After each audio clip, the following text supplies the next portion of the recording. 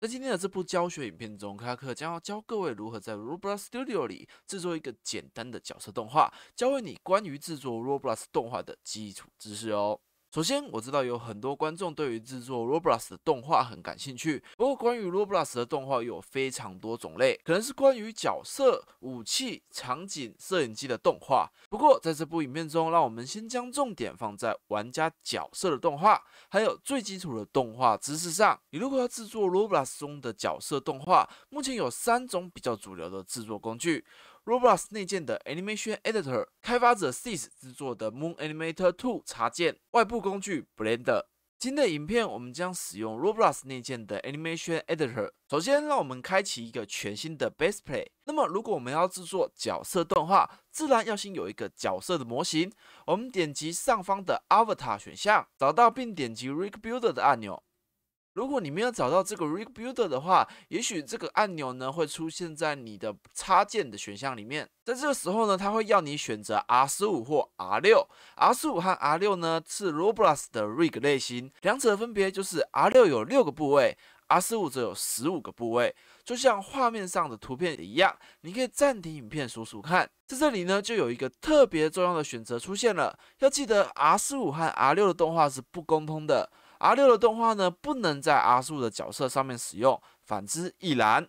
我们这里呢，就使用 R15 的其中一个 rig， 除了形状以外呢，没有什么分别。这个时候，你就会发现我们的游戏场景 Workspace 多了一个 Dummy 的角色模型啦。再来，我们同样在上方的 Avatar 选项找到并点击 Animation Editor 动画编辑器。这时会跳出来的 Animation Editor 视窗就会是我们接下来要学习的知识重点。我们首先呢要先点选一个 Rig， 也就是我们刚刚新增的 Dummy。这个时候它会要我们帮这个动画取一个名字。我们今天呢就简单做一个挥手 Wave 的动画，按下 Create。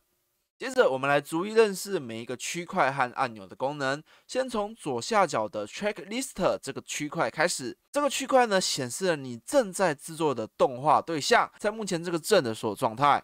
你可以看到这个区块呢，显示了 Dummy， 而 Dummy 呢，它是 R15， 所以它有15个可以操纵的部位。我们点击 Dummy 旁边的这个加号，这个时候你就可以看到 Dummy 所有部位的名称。我们这里呢，点击 Add All Body， 把所有的部位加进来。加进来之后，你可以看到每一个部位旁边呢都有一个箭头。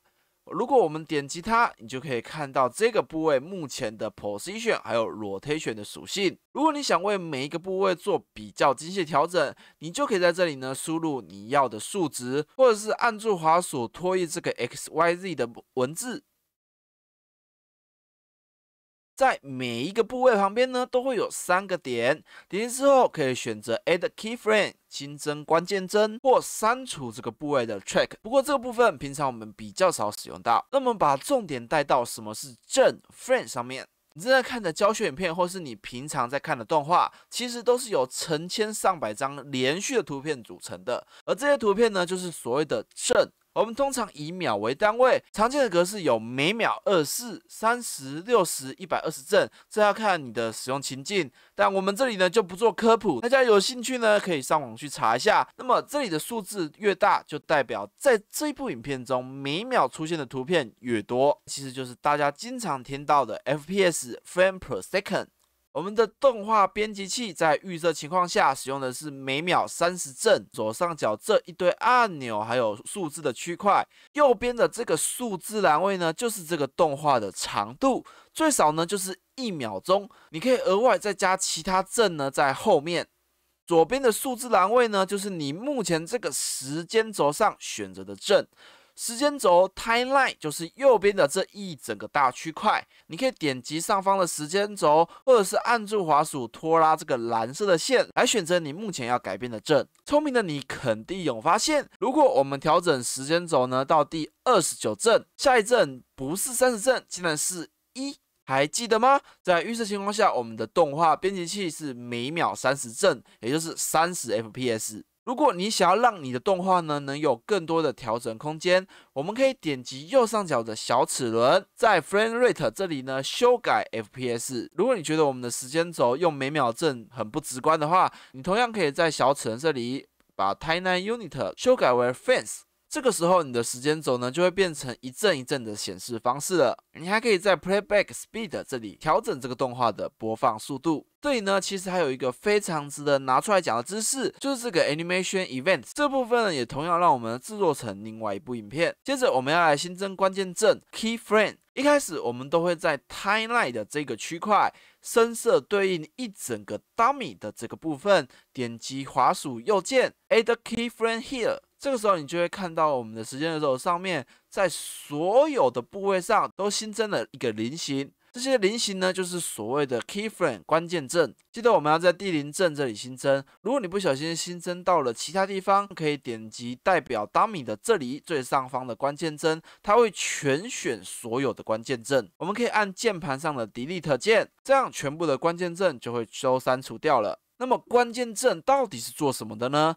简单来说，关键帧就是你希望这个角色在某一个帧，也就是某一个时间点，做出一个对应的动作、位置或旋转。我们这个时候呢，就会加入一个关键帧。假设我希望我的 dummy 在第15帧的时候抬起他的手，我们就将蓝线移动到第15帧。接着，你有2种方式可以让 dummy 举手。你可以点击左边的 Checklist， 对应着 dummy 手的位置，然后调整它的 rotation。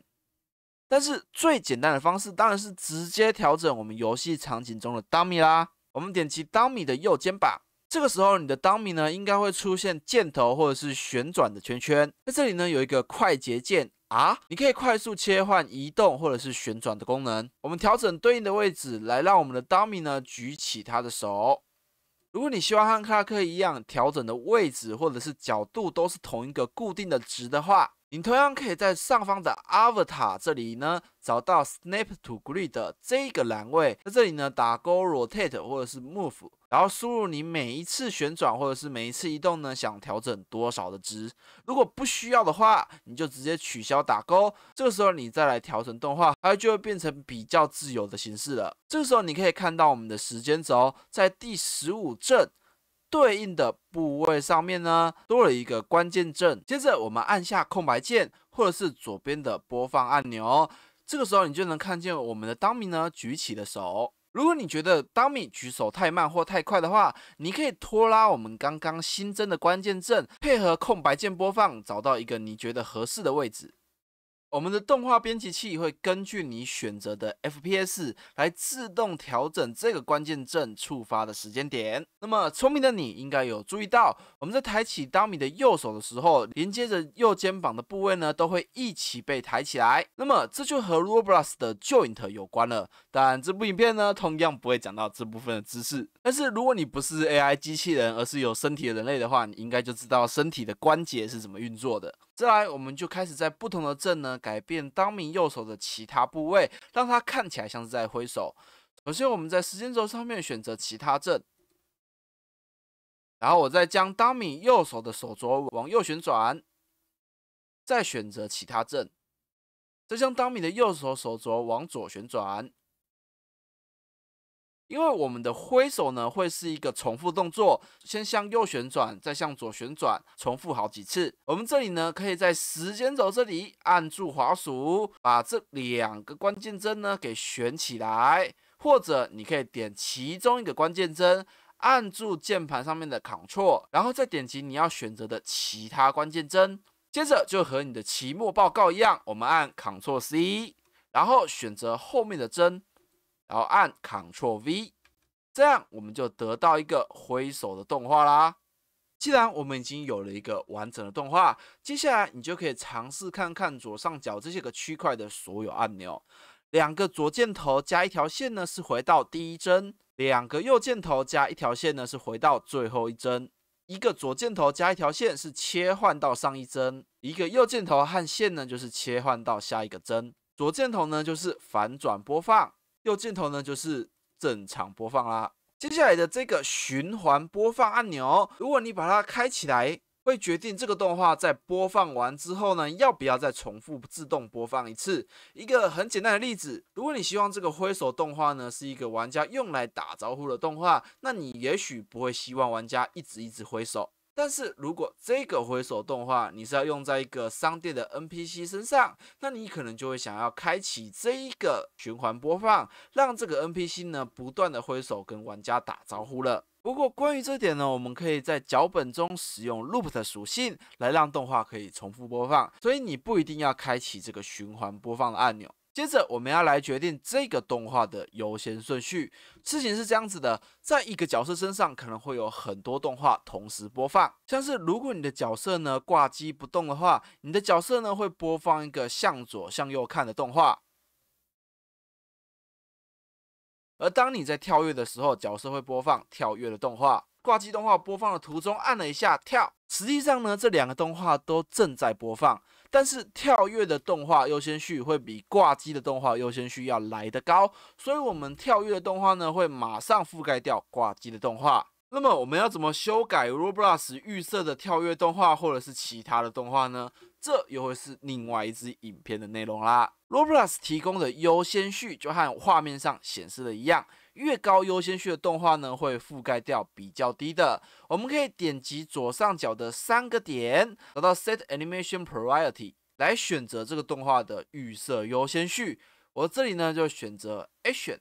不过，就和刚刚讲到的循环播放一样，我们也可以在脚本中改变 Priority 属性来修改这个动画的优先序啦。再来，我们就要把做好的这个动画呢给上传到 Roblox 啦。我们同样点击左上角的这3个点 ，Load 代表你要载入之前的动画存档。Save 代表存档 ，Save as 代表另存新档。建议各位呢有事没事就存档一下。而你存的这个动画档案呢，会存放在这个 Dummy 底下的 Any Save 这一个资料夹底下。要记得我们的这个存档呢是还没有上传到 Roblox 的哦，只是单纯存在于这个游戏的档案里面而已。我们在这里呢点击 Publish to Roblox。这个时候呢，会跳出一个要你填动画名称还有描述的视窗。如果你只是单纯对一个已经上传的动画做了一些修改或更新，你可以点击左下角的这个蓝色字来覆盖掉之前上传的动画档案。那么我们这边呢就正常的上传，最后我们按下 Submit。出现成功上传的绿色文字之后，我们可以点击这个复制按钮来把这个动画的 ID 呢给复制下来。又或者你可以到创作者后台，点击开发项目、动画，找到你上传的动画，然后复制这个动画的 ID。又或者你可以在 Toolbox 你的 Inventory 底下的 My Animations， 同样可以找到我们的动画，然后复制你的 ID。这个 ID 呢，我们会在下部影片中使用到。如果你不小心弄丢了你的动画存档，但是你有记得上传到 Roblox 的话，我们可以点击 Import， 选择 From Roblox， 来把我们上传的动画给载入进来。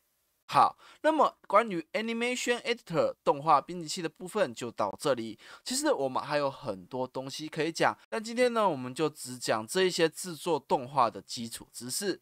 卡克呢会另外上传一部影片，教你使用脚本播放我们刚刚制作的动画。没意外的话，这2部影片呢是同时上传的。你现在就可以到我的频道，或者在影片下方资讯栏找到连结，点击观看啦。影片最后呢，要非常感谢这些好书报，在克拉克断更3个月的情况下，还是愿意加入克拉克的频道会员。如果你生活留有余力，你可以考虑每个月花75块台币加入频道会员，或者是给我一次性的超级感谢，支持克拉克制作更多免费的教学影片。今天这部影片就到这里，别忘记按赞、订阅和分享，赶快点击片尾的新影片，学会怎么在脚本中播放角色动画吧。